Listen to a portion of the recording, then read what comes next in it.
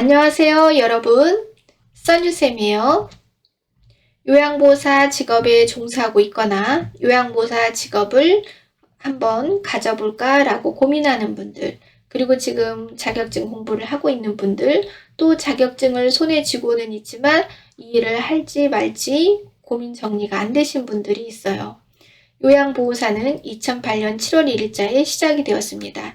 2008년 7월 1일에 노인장기 요양보험 제도가 시행이 되었는데 그 제도의 서비스, 직접 서비스를 수행할 수행자가 필요했는데 그 수행자를 우리는 요양보호사라고 지칭하게 된 거예요. 정확히 말하면 노인 수발자예요. 노인 장기 요양보험 제도의 뚜껑을 열면은 노인 수발이 맞는 말이에요. 그런데 이 수발이라는 말이 여성을 비하하고 듣기에 거북하다. 그래서 출생한 지 한 15일 만에 요양보호사란 이름으로 개명하게 된 거죠. 태어난 지 14년, 만 13년이 되었네요. 이 짧은 기간 동안에 요양보호사의 수는 급격히 많아지고 이 일에 종사하는 분들이 많아지고 이러면서 세력이 엄청나게 커졌죠. 그리고 케어에 있어서 요양보호사 선생님을 의존하지 않고는 케어가 이루어지지 않는 상황이 되었습니다.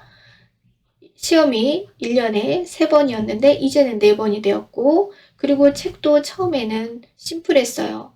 근데 저는 개인적으로 맨 처음에 만들었던 책이 참 마음에 들어요. 그런데 중간에 2번의 개정을 통해서 지금의 두께로 두꺼워졌고요. 여기에서 만족하지 않고 앞으로 책은 더 두꺼워질 거고, 이수 시간은 지금은 240시간이지만 앞으로 한 100시간 정도 더 늘어날지도 몰라요.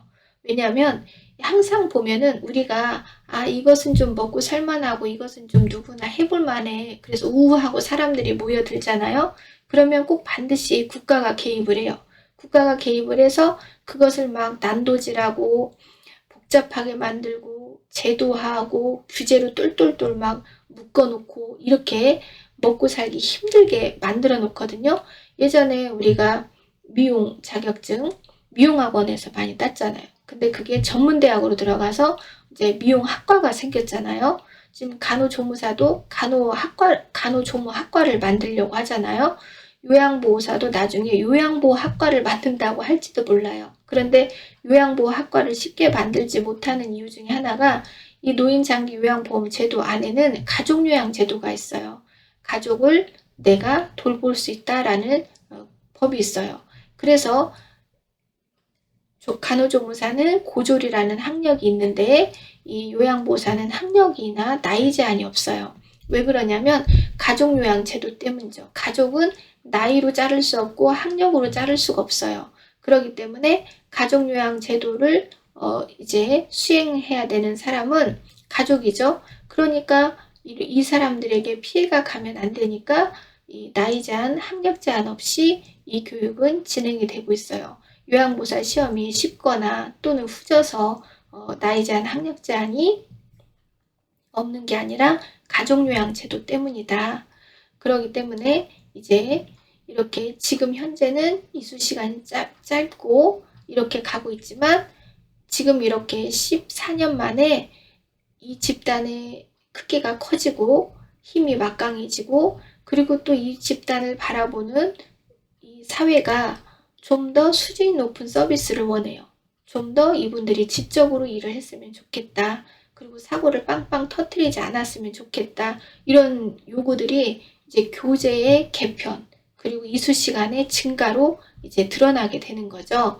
그래서 지금 그나마 우리가 손쉽게 따고 그리고 직업에 바로 종사할 수 있는 이점이 있지만 앞으로는 이게 굉장히 복잡해질 거예요. 많이 복잡해질 거예요. 제 생각에 책도 막 많이 늘어날 거고 어느 부분에서 늘어날 것 같으냐면 치매나 그 다음에 노인 학대를 하면 안 된다. 이런 부분에 대해서 책이 많이 늘어나게 될 거예요. 그리고 지금 이제 역병을 우리가 경험하고 있잖아요. 코로나라는 역병. 그래서 그 역병과 관련된 위생 이런 부분이 이제 추가가 되고 늘어나고 하면서 공부하기가 더 까다로워지겠죠. 그러니까 맨 처음 하는 사람이 가장 좋은 거죠. 제가 학교를 다닐 때 그 동아리 선배가 공인중개사 시험을 보라고 했어요. 그때 당시 이제 공인중개사 시험이 이제 갓 시행이 됐어요. 일명 복덕방 시험이라고 해서 발로 비벼도 합격을 하는 시험이었어요.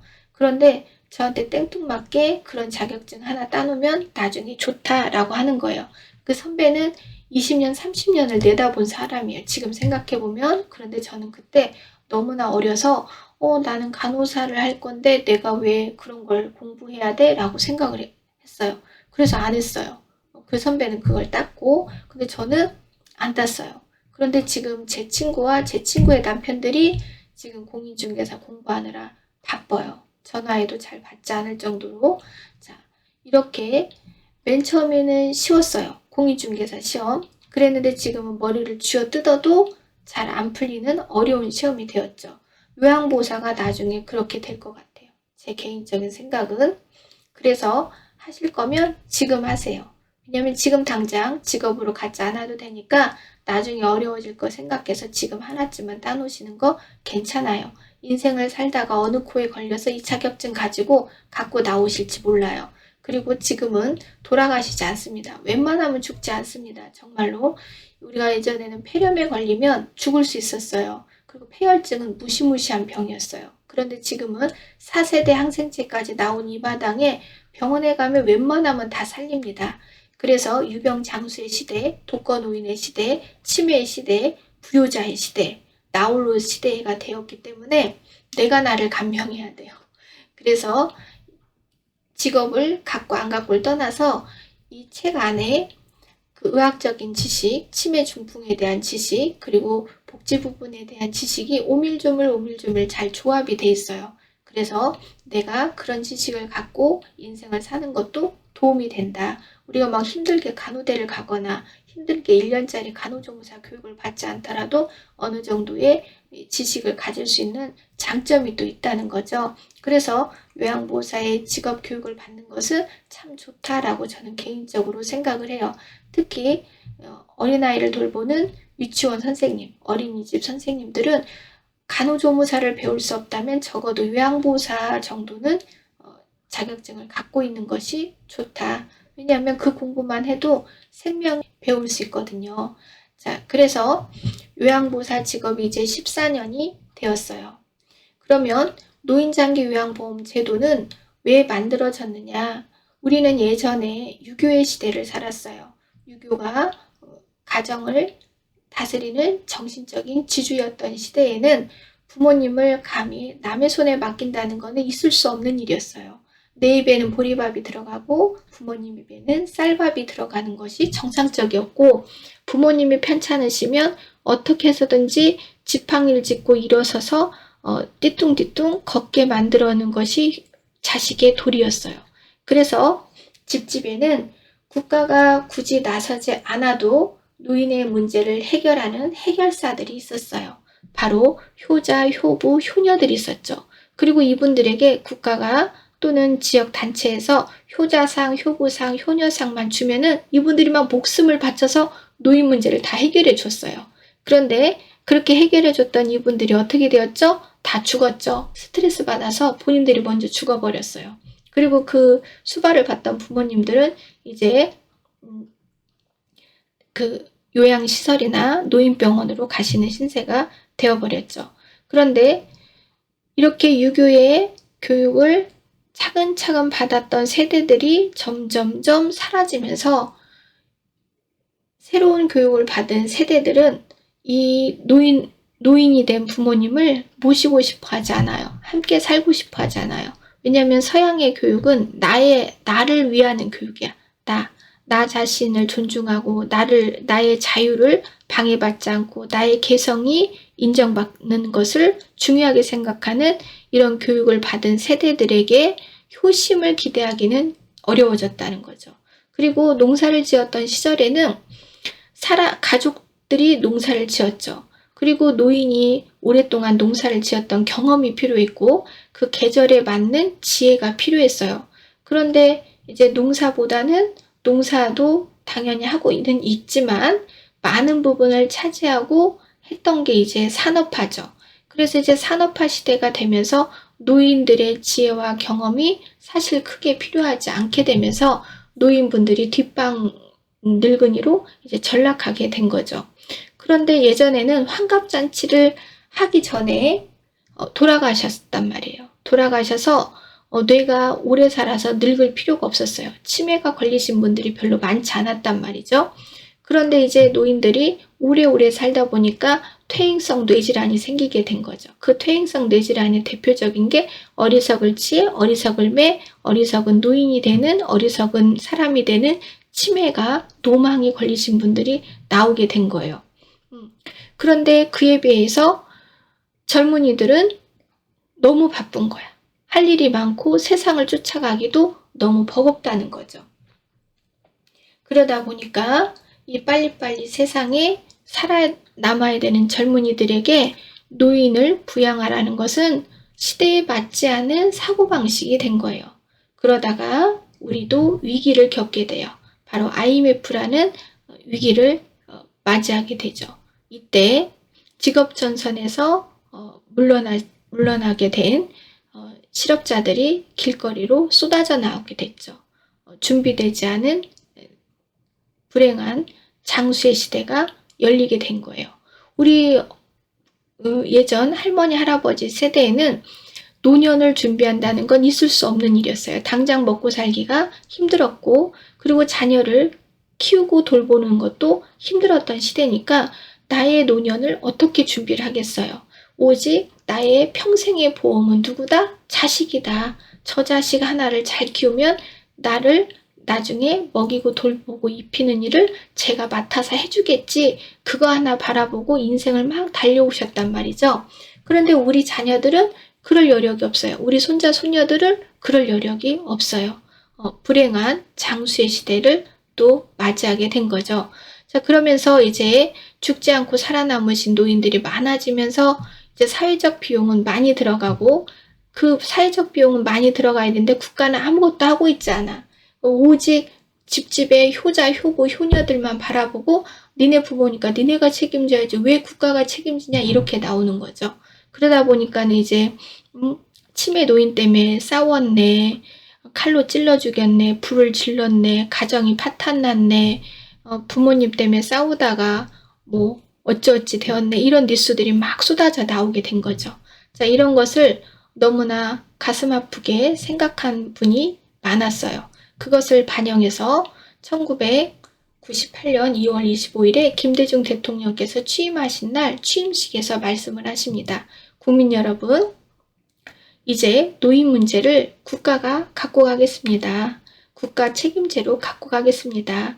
치매 중풍 와상 노인 문제를 국가가 책임지겠습니다. 라고 말을 해요. 그래서 노인 장기 요양 제도의 시초를 그때 다지게 됩니다.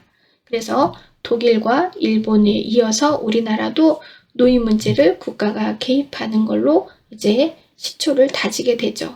그런데 우리나라는 IMF라는 엄청난 그 난제를 풀어야 되는 상황이었기 때문에 노인 장기 요양보험 제도를 그때 바로 시행하지는 못했어요.